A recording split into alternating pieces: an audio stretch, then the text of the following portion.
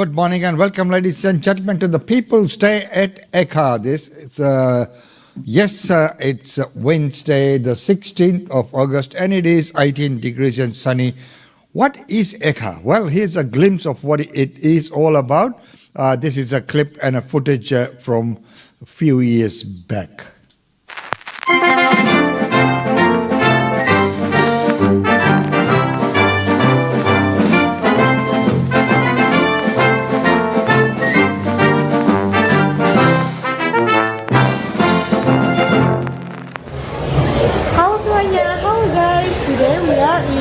Ekka. Yeah, Ekka. Well, what is Ekka? What is Ekka, guys? Ekka is the biggest show in Queensland. Almost 400,000 people watch in August every year, and it's kind of like city people and village people connections, and you will see lots of organic stuff, animal stuff, plant stuff, and yeah, it's kind of gathering between like farmers and city people. Yeah. Let's go and see them together. We will discover Ekka today. Hopefully you will enjoy watching us. Yes, and di Ekka ini banyak banget tempat-tempat yang seperti kayak show ya, show ground. Jadi dia banyak banget festival di sini, jual berbagai macam tradisi Australia, bisa kita lihat di sini. Ya, dan banyak juga kuliner makanan. So, saksikan terus video kita ya. Jangan lupa like video kita dan subscribe. Thank you so much.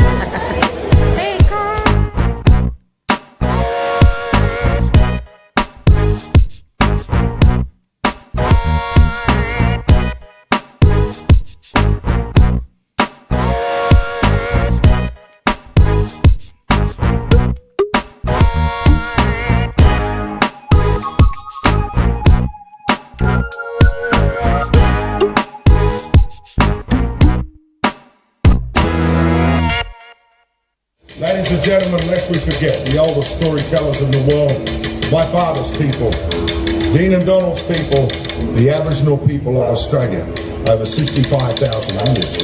Now that you take a footprint in this part of the earth, you are now part of the oldest story known to mankind.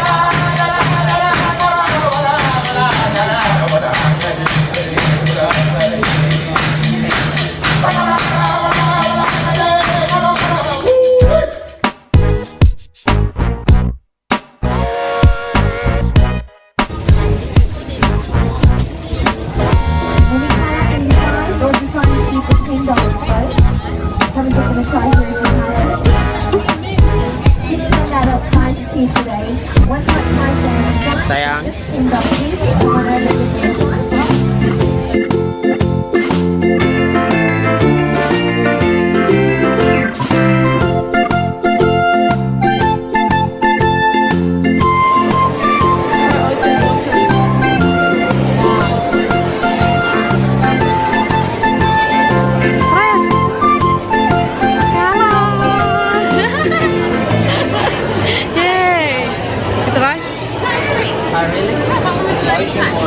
Wow. So it's the water from the ocean that's been desalinated. So they've taken all the salt out. No salt. Oh, cool. So it's flavor as well. Yeah. Okay, that's cool. Can I have? Try. Which one? Raspberry. Let's try. Let's try ocean water. Ini airnya dari laut loh. Ocean water. My flavor is strawberry. And My flavor is pineapple. Is it salty? No, not salt, but it's What flavor. is flavor? It's ocean water. It's ocean water.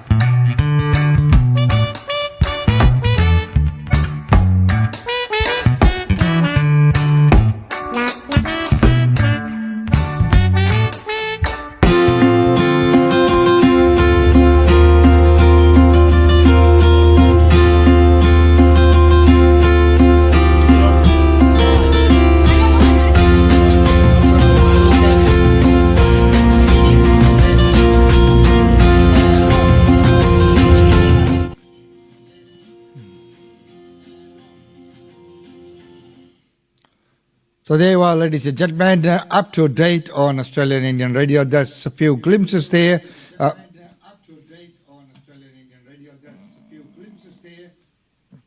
From Ekka, and of course it's happening today. It will go on till 20th, but today is the show day for Brisbane Central, so it is all happening right there.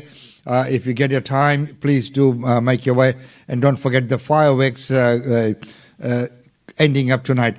All right, now let's get on with some of the news. As we know, housing is on the agenda for the National Cabinet. The Prime Minister has a housing problem, and he's pointing to at least part of a solution. Here it is, you're standing on it. That's what I want. Increased supply. Anthony Albanese catching up with a National Cabinet colleague before state and territory leaders meet tomorrow talking housing. We all know that housing supply is the key. We all know as well that renters need more rights. The question is what sort of rights renters should be handed. The Greens want a temporary rent freeze, and after that, an ongoing cap on how much rents can be raised. If National Cabinet tomorrow does not come out of that process with a plan to cap rent increases, then every future rent increase after that will be on the Prime Minister and the Labor Party. Some argue that plan would do more harm than good. Rental controls tend to be something that can benefit existing renters in the short term, but it hurts future renters. It hurts people who need to find a property in the future. One change that might be more likely, harmonising laws across the country, limiting rent increases to once a year. The National Cabinet is the perfect forum for us to calibrate our policies and plans on housing with what the states and territories and local governments are doing. Unlimited rent increases every 12 months are still unlimited rent increases. National Cabinet can't dramatically reshape the housing market or quickly build the stock that's needed, but there are powerful political motivations at work. All 9 leaders in the room are acutely aware of the pain housing is causing, and there's a shared interest in doing something to alleviate it. Tom Lowry, ABC News. Well, there you go. As they mentioned, always two sides of the equation. You can, freeze the rent increases. That will deter away investors. And if investors are deterred away from the market, they're not buying more investment houses, what happens? You still have the shortage. So is it solving the problem? I don't believe so. Well, right now we'll go to the other area where mental health services. A lot of people out in the rural areas are also accessing that service. It's a bit of added stress and added anxiety around different legislations coming in and around the country. And down where I am, down in the southwest of WA, Great Southern, and right now I'm up in the Kimberleys, it's just adding to the already huge amount of stress caused on farms because of the nature of the business in itself. So it's having that unlock of the already increase of chemicals, the decrease of stock prices. You mentioned the cattle, but also the sheep meat market's down, and then there's the uncertainty of the live sheep export. This looks like it's being phased out, and what's going to happen with that industry, and that's going to affect the bottom line as well. And I know I was talking about money, but if you equate that money to an industry that's already used to, unless they're having a good year, of their bottom line meeting their production line, and the loss, it being a lifestyle more than a guaranteed income, it's just adding to the already stressful situations that these amazing people face every day. Yeah, and it's farmers in your part of the country that are doing particularly tough, aren't they? They're actually having a good year in WA. New South Wales is about declared, but they're having a good year over here. Again, the interesting is that it's not everybody that has a good year, but so where the issues are is that they can't get a labour force, they can't get help on the ground, they feel isolated themselves. Because the amount of work they're doing, even though it's looking like a fantastic year, to actually bring that to fruition at the end is huge. So they're basically working themselves. I think the worry is that, the farmers out there are busy, and they're working because they can't get anyone on the ground to labour for them. what's going to happen when it goes quiet, what happens if something changes. And I mean, as you say, farming, it doesn't guarantee a regular income, and in the tough years, you can make nothing at all. That's got to take a toll. Definitely, and it not only takes a toll on the farmers themselves. You look at the smaller towns that are associated with it in the region of the Great Southern over here in WA. We've been out about rural aid doing different programs. One of them is community builders. It's about how can we attract people to town to make them more attractive for people to pull up in and stop and spend some money. And where you've got your farmers not having a good year, the flow on through your agricultural industries, with support industries, your local shops, the flow on can affect the entire community. And does there need to be extra support here if farmers are reaching out? I mean, would you like to see more people do what you do? Oh, all the time. Absolutely, Jim, all the time. The more support's the merrier. And I don't mean that as in merrier as in happy days, but the more support out there, the more support people have to access. We have a rural aid, we have a specific style of counselling, whereas counsellors, we go out on the farm ourselves and we actually meet them at the farm, and we meet them where they want to meet. But if you look at my area, it's an area, a region that's 400 kilometres from where I live in a circle. But, there are some other wonderful services out there. We do work together, but we would all welcome more services on the ground because, we're busy. Roger Hitchcock, counsellor with Rural Aid in Western Australia's Wheatbelt. Thank you so much for joining us. And thank you very much for that report. Yes, and that is a dimming report as well. Well, right now let's go to Victoria, where the government is going to legislate the reform on bail laws.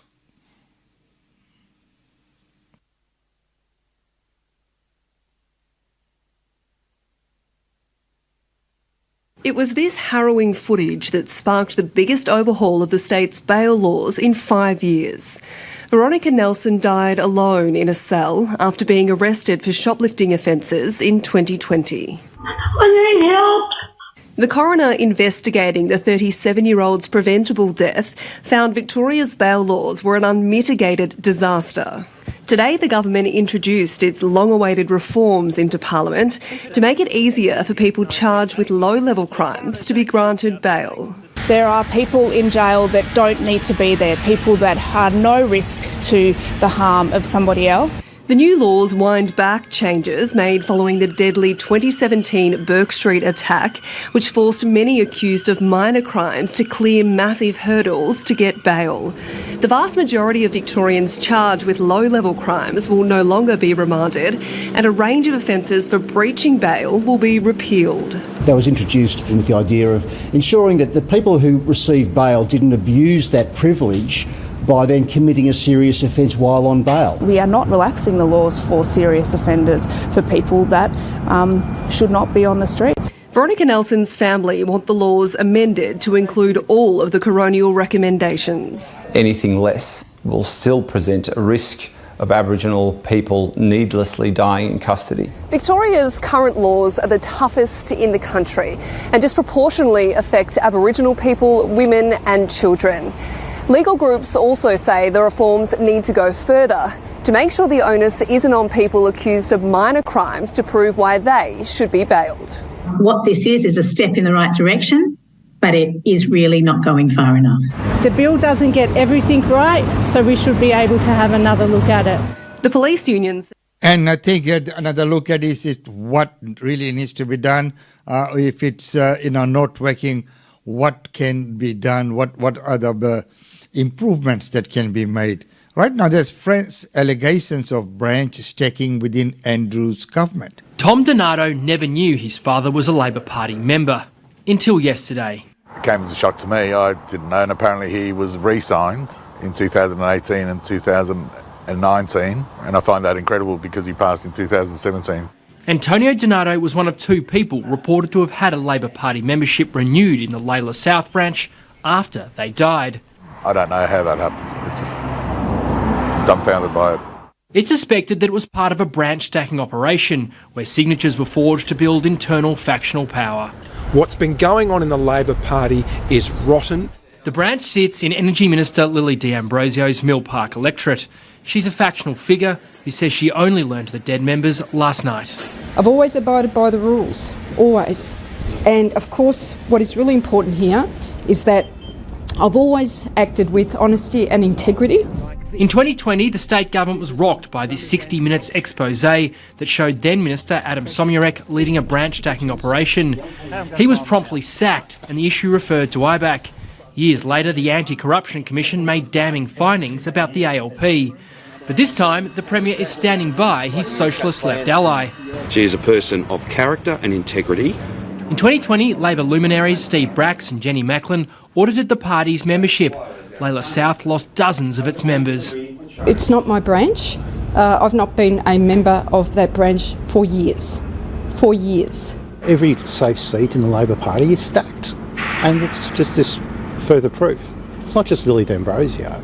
In question time, the opposition wanted apologies and independent investigations. I don't deal with hypotheticals, never have, never will. Daniel Andrews needs to dismiss Minister D'Ambrosio, refer her to IBAC and to Victoria Police. But that's highly unlikely to happen. The problem Labor now faces is that the number of questions about its integrity continues to grow. This afternoon, the opposition referred this latest flashpoint to IBAC. Richard Willingham, ABC News, Melbourne.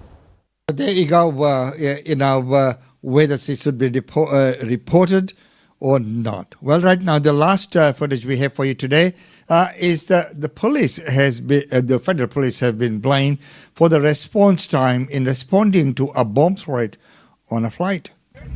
Stuck inside a plane with a man claiming to be armed with explosives and invoking his religion.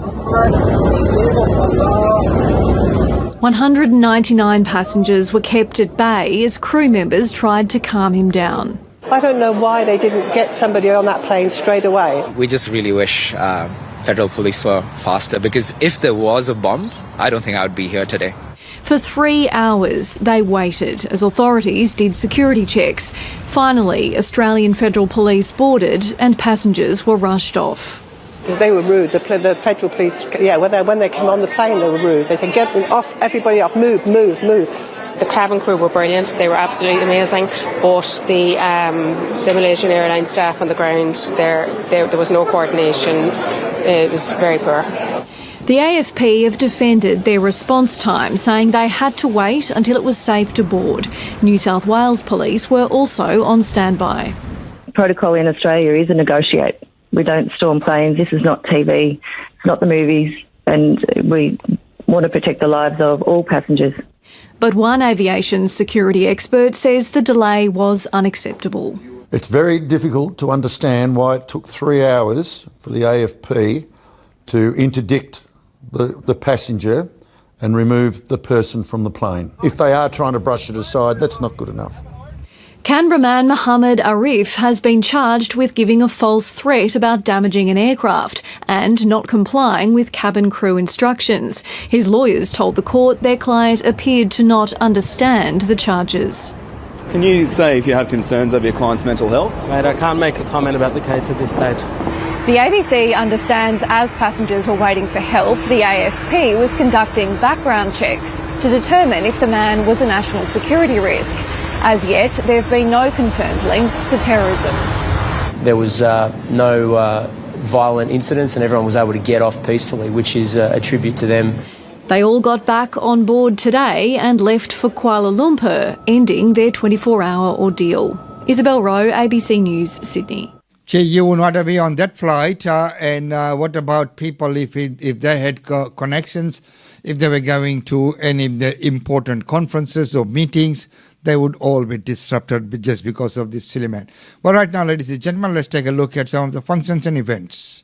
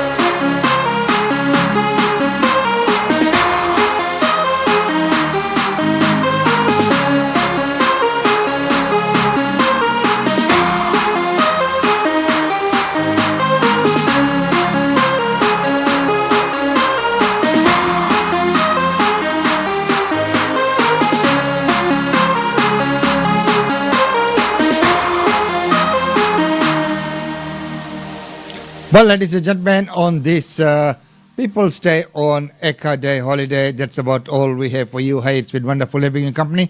And don't forget, but about 4 p.m. today, we will bring to you the No campaign part of the referendum with Senator Paul Iska and Senator Jacinda Price.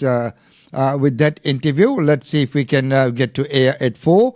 So that will be the No campaign, the Yes campaign. We've already come, and then next week we will run the both together, the Yes and the No, so that you make an informed decision. Until then, it's goodbye from us. We'll see you tomorrow.